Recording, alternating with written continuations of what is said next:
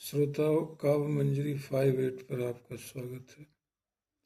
जैसा कि आप जानते हैं, मूलतः यह काव्य पाठ का मंच है। मैं कविता पाठ करता हूँ, लेकिन कभी कभी अपने विचार भी रखता हूँ।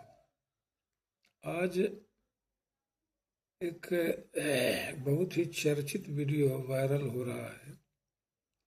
शांति कश्यप नाम की कोई तलाकशुदा महिला जो कानपुर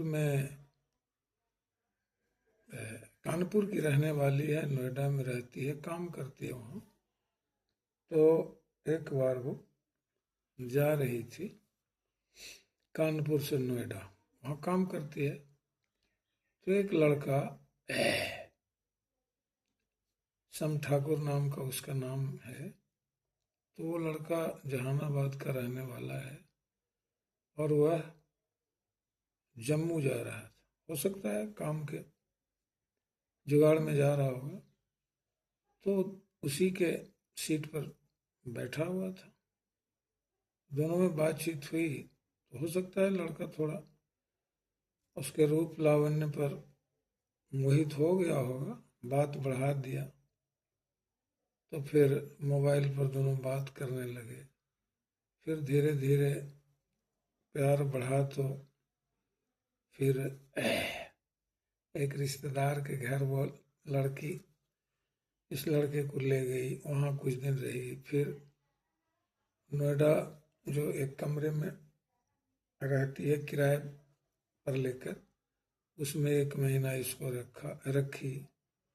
उसके बाद उसी कमरे में उसने उसे सिंदूर दे दिया, मांग में सिंदूर भर दिया, गले में मंगलसूत्र डाल दिया। अब क्या हुआ कि यह बात वो लड़का घर वालों से कहा नहीं, अपने मन से ऐसे किया। अब घर वाले उसकी शादी तय कर दिए हैं और उसका दहेज भी ले चुके हैं। अब वो लड़की परेशान है, जो महिला है, तलाकशुदा है, अब वो परेशान है। अब उसको रखने से या मानने से परिवार वाले भी इनकार कर रहे हैं और वो लड़का भी इनकार कर रहा है। अब बताइए, इस तरह से प्यार नहीं होता है। जब राम जनकपुर गए तो बात तो सब पहले से तय थी विश्वामित्र और जनक जी से। तो विश्वामित्र जब लेकर राम लक्ष्मण को गए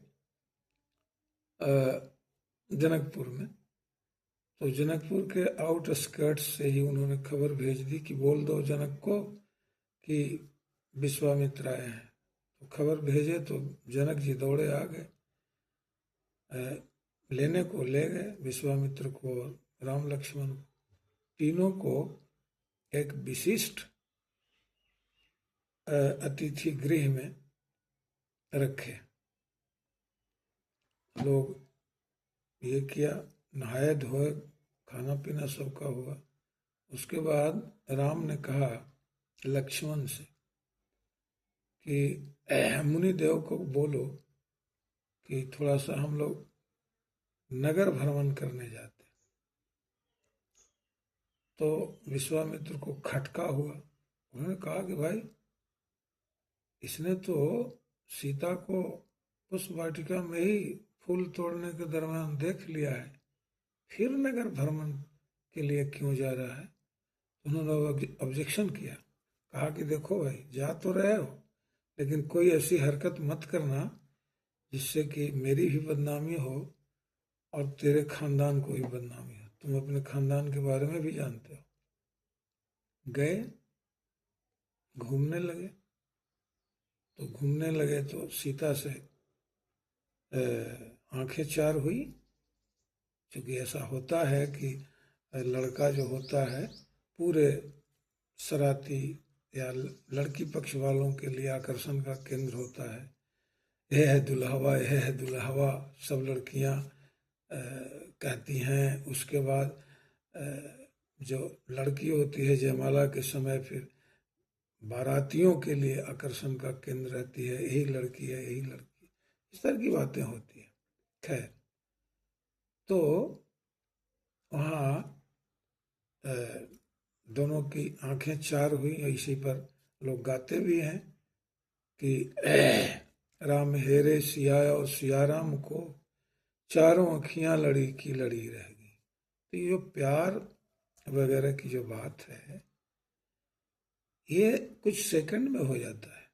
बस वाटिका में सीता को देखे राम को प्यार हो गया, जबकि सीता ने नहीं देखा था राम को, लेकिन राम ने देखा। खैर, उस समय तक तो एक तरफा प्यार था, लेकिन जब नगर भ्रमण में दोनों की आंखें चार हुई तो दोनों तरफ से प्यार हो गया। खैर, तो आजकल के लड़के या लड़कियां इस बात को नहीं समझते हैं।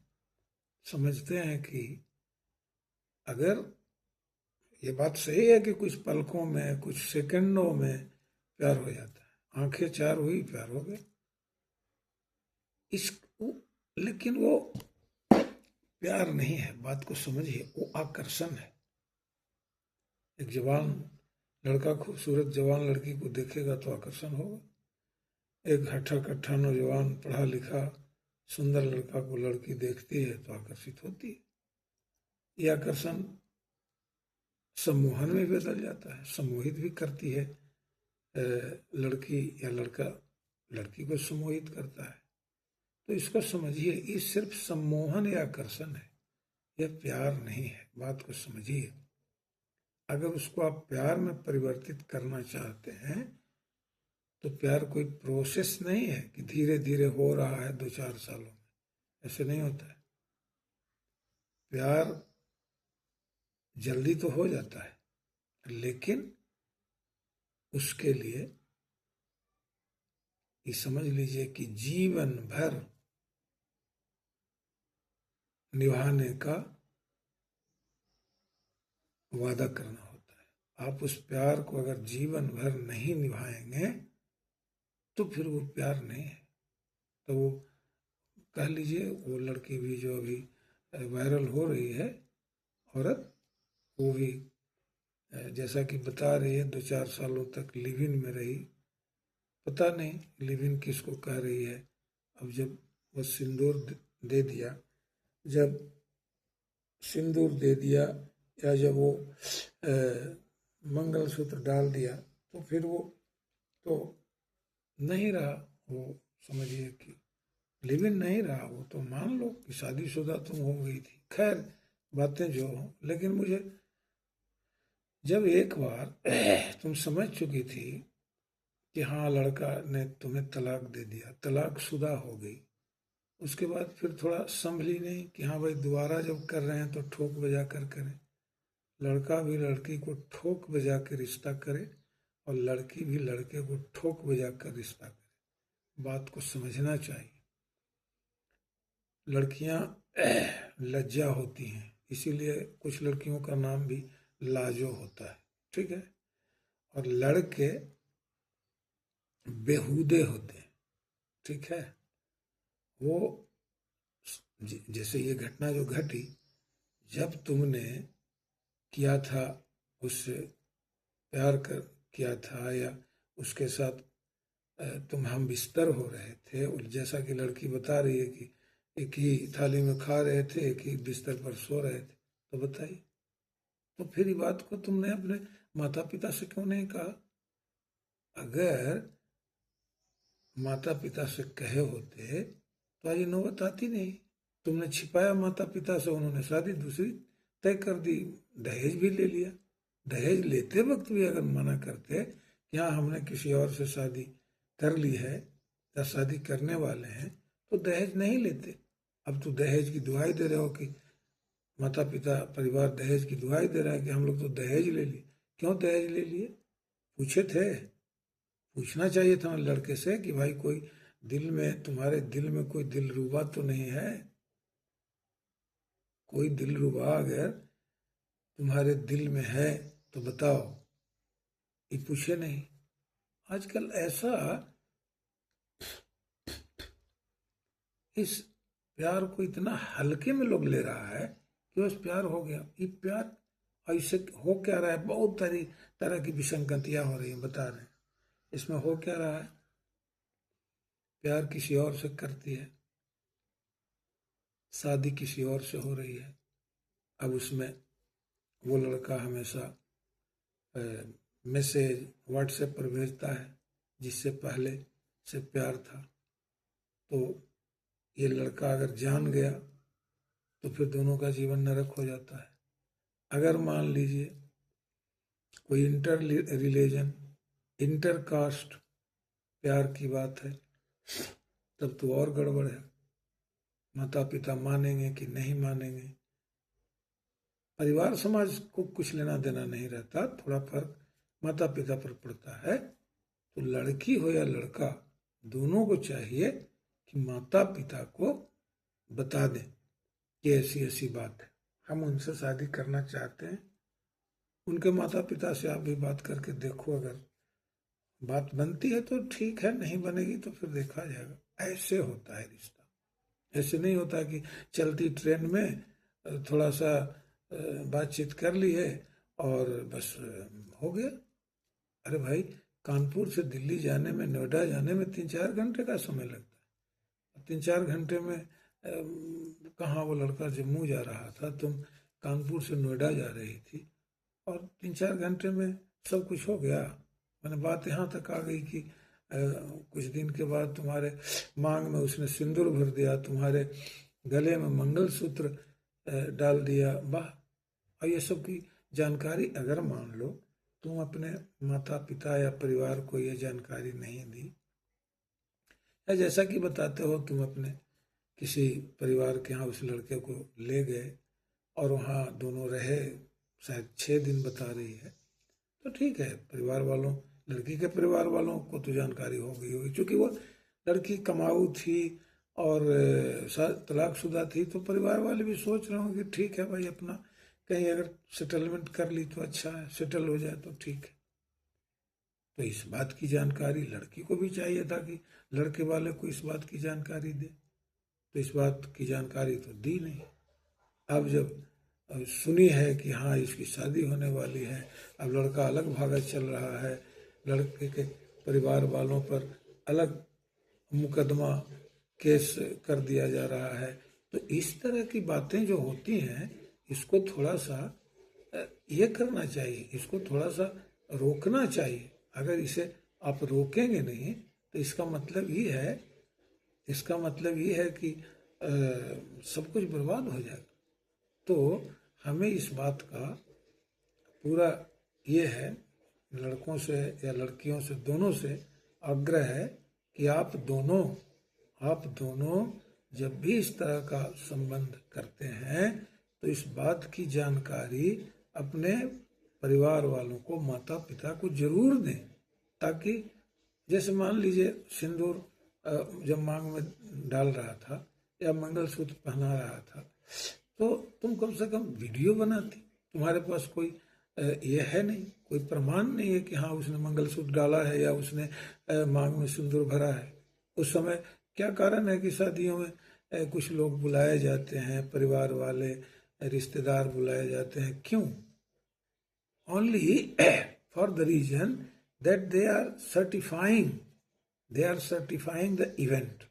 जो भी शादी के इवेंट होते हैं, तिलक है, वो जो भी है, वो शादी के जो भी समारोह है, तो उसमें वो सर्टिफिकेशन देते हैं कि हाँ भाई, हम सर्टिफाई करते हैं कि इसमें हम शामिल थे, इसमें हम सम्मिलित थे, इस बात की गारंटी देते हैं।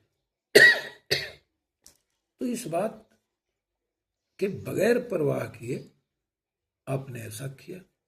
कौन कहा था ऐसे करने? पहले से तो आप तलाकशुदा थी, एक लड़के ने तो तलाक दे दिया था, फिर भी तू नहीं संभली। हमको समझ में नहीं आता, इसमें ज्यादा दोष लड़कियों का रहता है। क्योंकि अभी मैं बता रहा हूँ कि लड़के तो बेहुदे होते हैं, लेकिन तुमको, अब देखो, अब परिवार वाले तुम्हें एक्सेप्ट नहीं कर रहे हैं, अब केस मुकदमा होगा, तो ये सब जिंदगी, कोई जिंदगी है? ये तो नरक की जिंदगी है। तो पहले माता पिता से एंडोर्स करवाओ, पहले माता पिता का एंडोर्समेंट चाहिए कि हाँ भाई, हम ये करते हैं, स्वीकार करते हैं, ठीक करो, कोई बात नहीं। उसके बाद फिर कोई परेशानी नहीं रहेगी। माता पिता अगर मान लीजिए एंडोर्स कर देते हैं किसी शादी को, तो फिर कहीं से निगेटिव बात आएगी नहीं। लेकिन आप बिना माता पिता को बताए, बिना परिवार समाज से कोई ज़्यादा मतलब नहीं रहता है। परिवार एक्सेप्ट करे चाहे नहीं, समाज एक्सेप्ट करे या ना, उससे कोई फर्क नहीं पड़ता है। परिवार समाज वालों को बढ़िया से पार्टी खिलाइए, दावत दीजिए, बस हो गया। फर्क पड़ता है माता पिता को, और उसमें भी ज़्यादा फर्क माताओं को पड़ता है। इसलिए ये चूँकि बहुओं को सासू माँ के साथ रहना पड़ता है, तो माताओं को थोड़ा फर्क पड़ता है, पिता को कोई ज़्यादा फर्क नहीं पड़ता है। तो यही मुझे कहना है कि जब भी आप इस तरह का ये करते हैं, प्यार करते हैं, तो ये समझ लें कि कम से कम इस प्यार को हम शादी, if we are going to accept this love as the culmination of marriage. This love should culminate into marriage, should result into marriage.